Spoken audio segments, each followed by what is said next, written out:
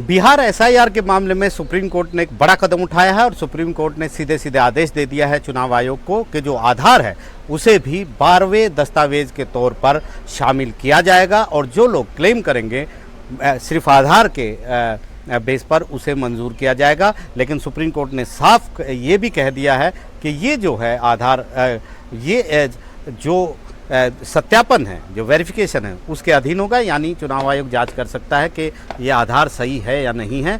इसके अलावा supreme court ने ये भी साफ कर दिया कि आधार नागरिकता का सबूत नहीं है, उसका प्रमाण नहीं है, ये सिर्फ पहचान का प्रमाण है। तो ये सारा चीज़ सुप्रीम कोर्ट ने की है और सुप्रीम कोर्ट ने चुनाव आयोग को आदेश दिया कि वो अपने तमाम अधिकारियों को, जो कर्मियों को ये सूचित करे कि आधार को वो स्वीकार करें। अगर कोई व्यक्ति बिहार में सिर्फ आधार को दस्तावेज के तौर पर पेश करता है तो उसे भी, उसके दावे और आपत्ति को भी मंजूर किया जाए। ये सुप्रीम कोर्ट में जस्टिस सूर्यकांत और जस्टिस योग माल्या बागची ने आदेश दिया है। उन्होंने अब इस मामले को अगले सोमवार के लिए रखा। अगले सोमवार को एक बार फिर इस मामले की सुनवाई होगी। यहाँ पर जो विपक्षी दल, खासतौर पर जो हैं याचिकाकर्ता जो यहाँ आए हैं, उन्होंने साफ ये कहा कि आधार को 12वें दस्तावेज के रूप में सुप्रीम कोर्ट को आदेश देना चाहिए, क्योंकि 3 बार सुप्रीम कोर्ट आदेश दे चुका है। लेकिन चुनाव आयोग जो है वो मान नहीं रहा है और वो आधार के अलावा जो 11 दस्तावेज हैं उनमें से भी एक दस्तावेज मांग रहा है। और जिन बीएलओ ने ऐसा नहीं किया उनको शो कॉज नोटिस भी